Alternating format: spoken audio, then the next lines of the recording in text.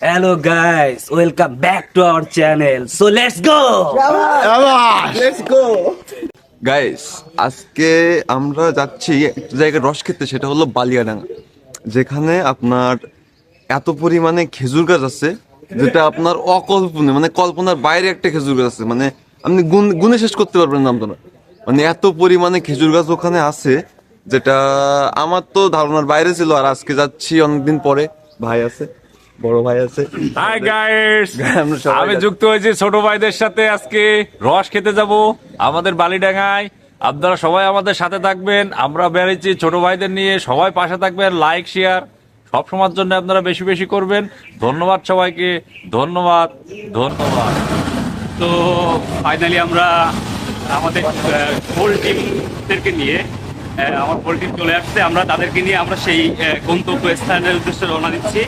তো সবাই আমাদের ভিডিওর সাথে লেগে থাকেন এবং আমাদের ভিডিওটা দেখেন।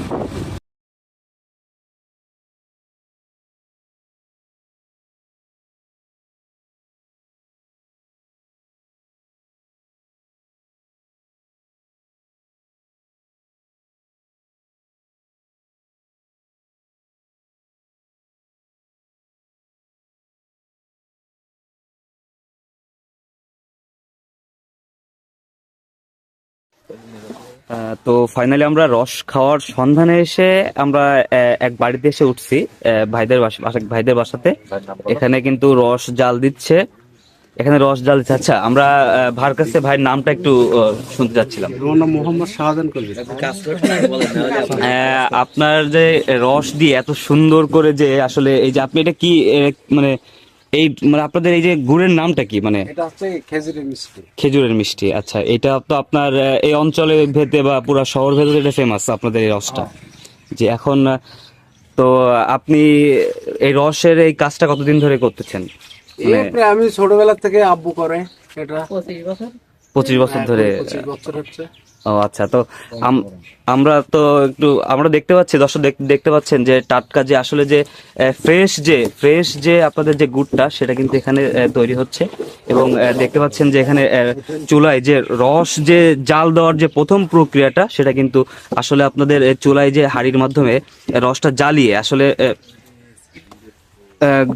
রসটা কিন্তু এই দেখেন, রসটা প্রথম স্টেপ হচ্ছে জ্বালিয়ে একটু সাদা, তারপরে হচ্ছে এখানে দেখছেন যে কালো হয়ে আসছে আস্তে আস্তে। তো আস্তে আস্তে ওইটা হচ্ছে পরে এখানে এসে রূপান্তরিত হচ্ছে।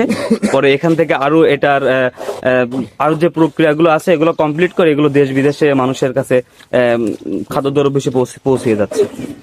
আমরা রস খাওয়ার উদ্দেশ্যে এসে আসলে রসের থেকেও মনে হয় ভালো কিছু খাচ্ছি আমরা। পাকা রস।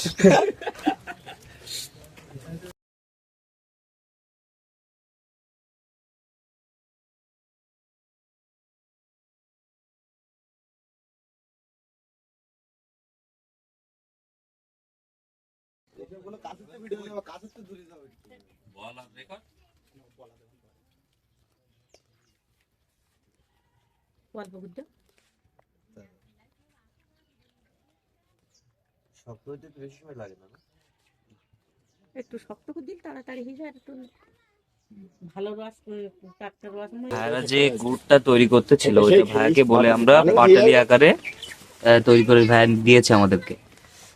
আসলে এত সুন্দর দেখাচ্ছিল, জিভের পানি তো অলরেডি নিচে টপকাচ্ছিল, এই জন্য না নিয়ে আসলে পারলাম না।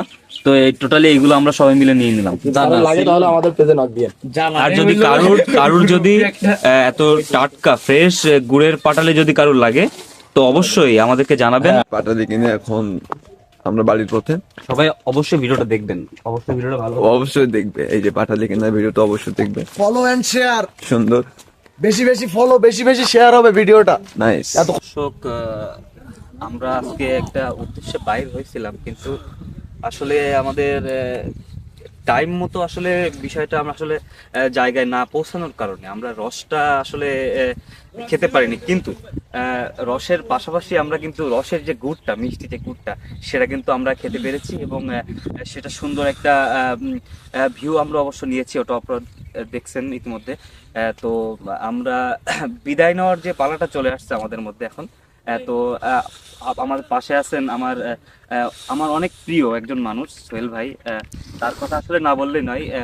আমরা যে এই মাঝে মধ্যে আপনার আগের ভিডিও তো দেখছেন যে আমরা বিভিন্ন জায়গায় যে আপনাদের সুন্দর করে একটা ভিডিও আপনাদেরকে সুন্দর করে উপস্থাপন করতেছি। তো বড় ভাই দেখে সে অনেক অনেক খুশি হয়েছে আমাদের উপর, যে আমাদের সে আরো আগিয়ে দিচ্ছেন যে যাও তোমরা তোমরা চেষ্টা করো, তোমরা অবশ্যই একদিন সাফল্যের চূড়ায় যে অবশ্যই একদিন উঠবে। শুভকামনা সব সময় ভাই তোমাদের বলছেন। জন্য, শুভকামনা ছোট ভাইদের জন্য, শুভকামনা, ভালোবাসা।